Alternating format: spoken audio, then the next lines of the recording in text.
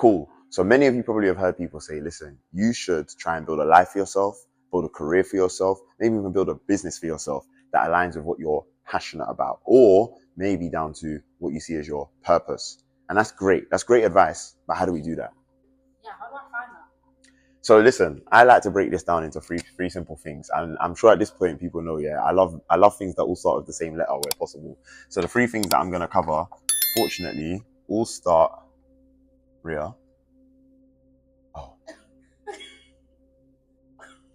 I don't think this is for this board, you know. It says flip chart.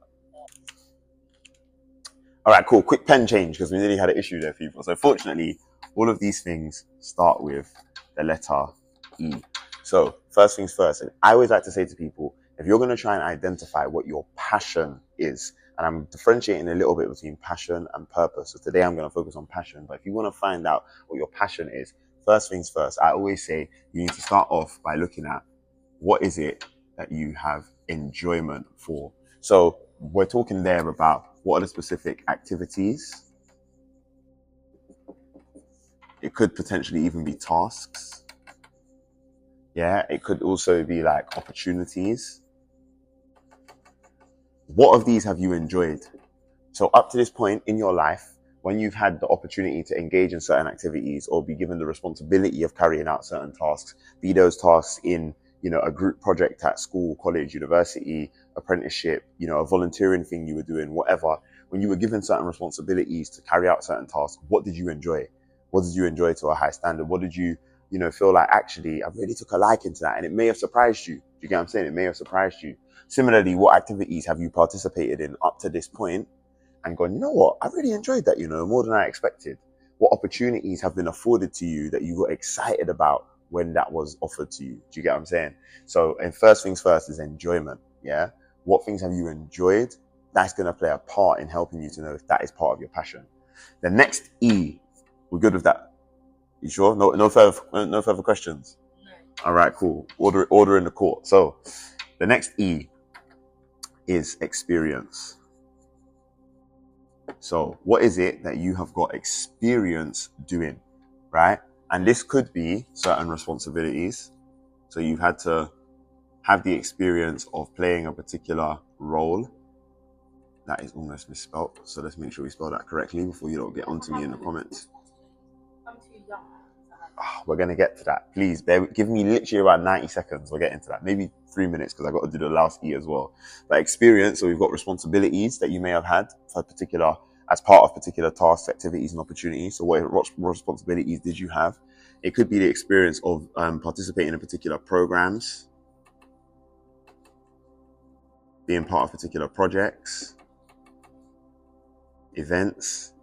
This is why things like work experience in school are encouraged, and technically, if they're done well, can be transformative because they're giving you the experience of having to take on certain responsibilities. Those particular programs, those projects that you have to do as part of, let's say, a work experience, or if you were doing an apprenticeship or an internship or whatever it may be, even doing these particular things as part of university study, if you take that route, getting those experiences is going to be helpful because what you're able to do is go, oh, wow, like, I found this easier than I expected. Do you get what I'm saying? So now we're not just talking about what did you enjoy, but also this helps us to understand another E where we have things that are easy for us potentially. So yes, you may have in this particular opportunity, you might have had certain things that you found a bit more challenging and you therefore had to work on developing, and that's fine.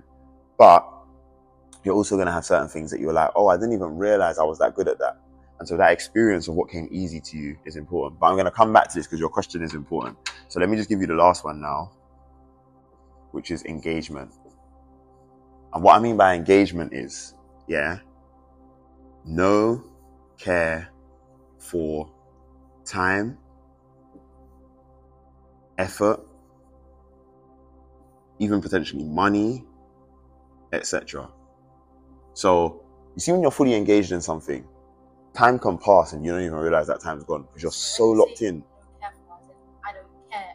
I don't care how much time it takes, how much effort it takes, how much money it takes. I'm so locked in with that particular task, activity, responsibility, experience, whatever it is, like you've taken such a liking to it, or you've gravitated to it with your mind, body and spirit. Like you're so locked in. Like you know, I said to you, for example, this week I've had the maddest last couple of weeks in terms of moving house and all of that. And so this week I've had so much on my plate. I haven't had much sleep. But yeah, there was one night, and this is terrible advice. Please do not take this advice, people, because we've done videos before where I'm talking about the importance of sleep and sleep quality. But there was a night this week where I got 1 hour sleep. And after getting 1 hour sleep, I got on a train. I went to Oxford. I delivered a whole session to a whole organization, one of our clients. Delivered a session to their whole organization. High energy. CEOs all emailing me the next day. Wow, you're a legend. Thank you so much. Everybody's so energized. Little do you know, I'm doing this on 1 hour sleep. Coming back. Why was I able to do that? Because that kind of thing I'm fully engaged in. It doesn't matter if I've had 1 hour sleep. I'm so locked in when it comes to those things. It's ridiculous. So here's what we want to do. We want to combine these three things. So I personally believe that when you take these three things, yeah, where you've got the stuff that you enjoy, you've got experience of, and you're fully engaged, that's what helps you to find your passion. So now you can start to ask yourself, what is something that I enjoy doing, I have experience doing, and that I fully engaged with, and that will probably tell you what you're passionate about. The problem though, this is where the red pen could be helpful, but I'm not going to use it just in case you don't rub off. But the problem is, you're right. Some people lack that. They lack the experience. And that's okay, because they're young. They haven't necessarily had certain experiences, whatever. So that's why I always say to people, that advice of, oh, just do the thing you're passionate about, is not helpful to everybody because of this bit missing. So now they've only got two, so they can't find the passion. So I always say, when you lack this, you take the passion and you say, come over here, but you drop the E. So come, without the E, pause, and then you add the passion. What word does that give us, people? Compassion. So if you really want to go about being able to craft a career for yourself, identify a pathway for yourself, think about a business that you want to start, whatever it is, and you're thinking to yourself, but I don't know what I'm passionate about. Okay, but what are you compassionate about? So what are the causes, issues, problems that exist in your community, in society, in the world that you want to help to tackle? So people always think that, let's ask people right now, what makes Stormzy successful? They'd say, oh, because he's a rapper. Okay, cool. Did you also know that he gives money to black students being able to study at Cambridge every year? Did you also know that he's donating £1 million a year over a 10-year period towards the Black Lives Matter movement? Because he's got compassion towards certain things. What makes Oprah Winfrey a success? Oh yeah, because she's one of the most well-known faces ever on TV. True, but did you also know that she ensures that she's creating opportunities for people who are underrepresented to be able to be in the media industry?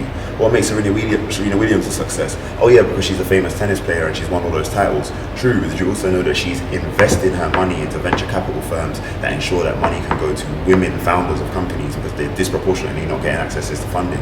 Compassion, sometimes let that lead. And when you start to think about what are the problems in the world, what are the issues in the world, what are the causes that I want to support, let that become your priority and craft a career around that, especially when you're lacking the experience bit, then you'll be all right. So that's how I look at it. Love that. Thank you. Now if you could just give us one last key takeaway point.